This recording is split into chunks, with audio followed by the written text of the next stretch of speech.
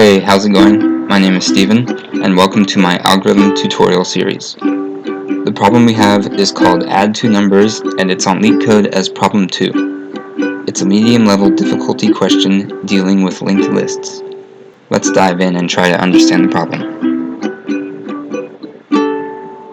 The examples that Leetcode gives us is they're passing in L1 as a list that is the head node 2 going to 4, then to 3, and a list 2 called L2, which is the head node 5, going to 6, going to 4.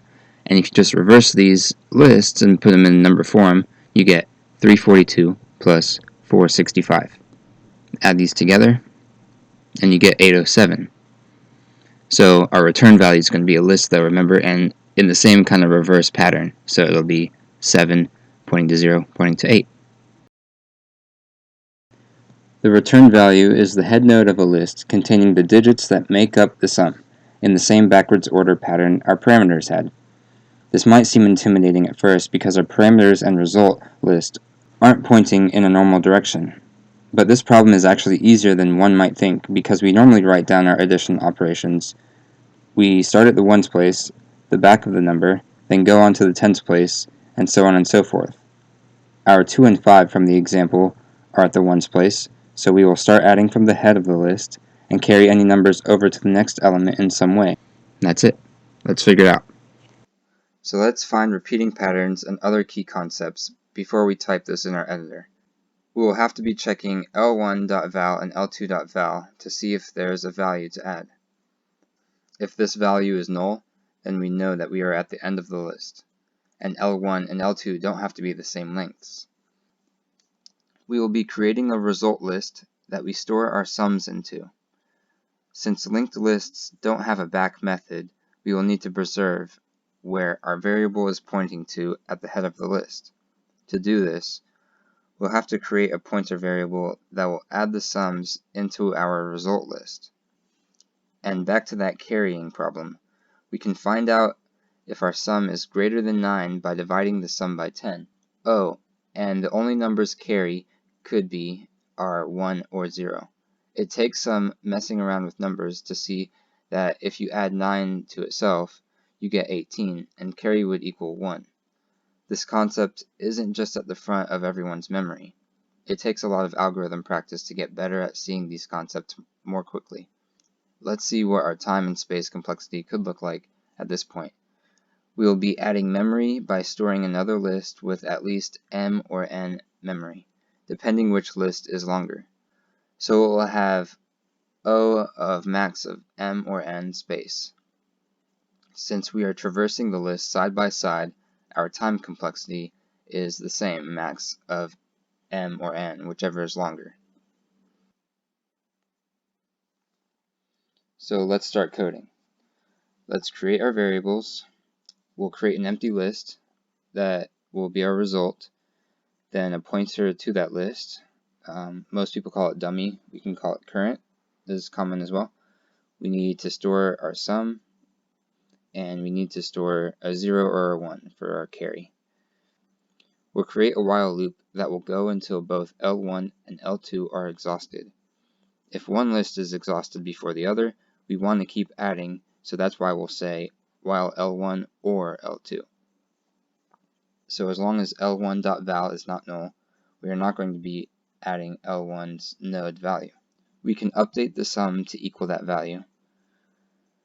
Then we want L1 to become the next value in its list. We need to have separate if condition blocks, again because our list could be different lengths.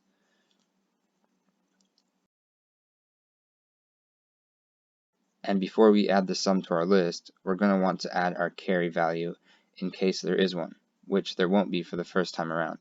It'll be 0 plus sum, but it could be 1 plus sum after the first time. Now we don't want to add the sum to our list just yet because we might have a double digit here. So let's just manipulate our sum a little bit here first. We can start by updating our carry value. The way to do that is to divide our sum by 10 to get a number like 1.8 if our sum was 18. And then math.floor only gives us the whole number in front of the decimal. If the sum is 10 or any number greater than 9, then carry equals 1. Our sum might be double digits, so we can take the remainder from division by 10 to extract the digit from the ones place. Modulus 10 is usually the go-to technique for popping the ones place digit off. Then we'll add that to our result list. Then we'll set our dummy pointer to the next node, and reset our sum back to 0. So when we break out of our while loop, we still might have a carry value, and we don't want to disregard that. So we'll check if there's a carry. We'll create a next node in our list, and we'll set that to whatever carry is, which would be 1.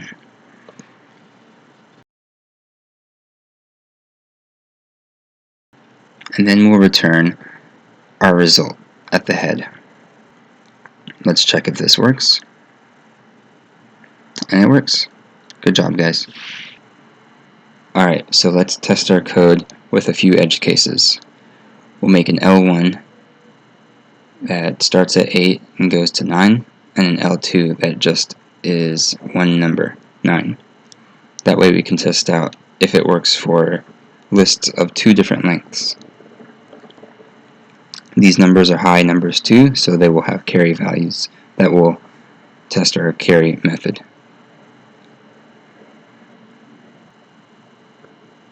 L1.val points to 8 and L2.val points to 9, starting out. Our sum is initialized to 0. When it goes through the while loop, it checks for L1 and L2, which is there. Sum will equal 8, because that's L1's value, and then L1 will become the next node in its list, which is 9. Then we'll check for L2, which has a value, and we'll add 8 and 9, which will give us 17. And L2 will become L2.next, which is null. Now to find our carry value, we're going to take our sum divided by 10, which is 1.7, and math.floor will just give us the 1 in front. And so carry becomes 1. Let's not forget our result list that we initialized, and our current value is pointing to the first node in our empty list. We're going to set that node sum modulus 10, which is 7. Then we'll update our sum to 0 and go through the while loop again. Let's not forget L2 is pointing to null at this point, but L1 has a value, so we'll stay in the while loop. So since L1 has a value, sum will be updated to sum plus L1.val, which is 9, and L2 is pointing to null, so that if block will just be passed by. L1 now points to null, so this will be the last iteration through our while block. Sum equals sum plus carry, which is 10. And let's update carry value. Sum divided by 10, which is just 1. You can see it as 1.0. If you want to take math.floor, will give us the number in front of the decimal, just 1. So carry remains 1. And current is actually pointing to the next node. And we're going to make a new list node here, which is sum modulus 10, which will be the back number, which is just 0. 10 modulus 10 is 0, because it goes into it evenly. We reset sum to 0, and we set our current node pointing to the next node in our result list. Now that we break out of our while block, because our L1 and L2 are both exhausted, we'll check if carry is greater than 0, which it is, and that next value that we're pointing to, we're going to put a new value there, which is just going to be what carry is, which is 1, and that's our result. We return result.next, which is pointing to the head node of the list. Thanks for watching. I hope this video helped you. Feedback, comments, or questions are much appreciated. See you next time.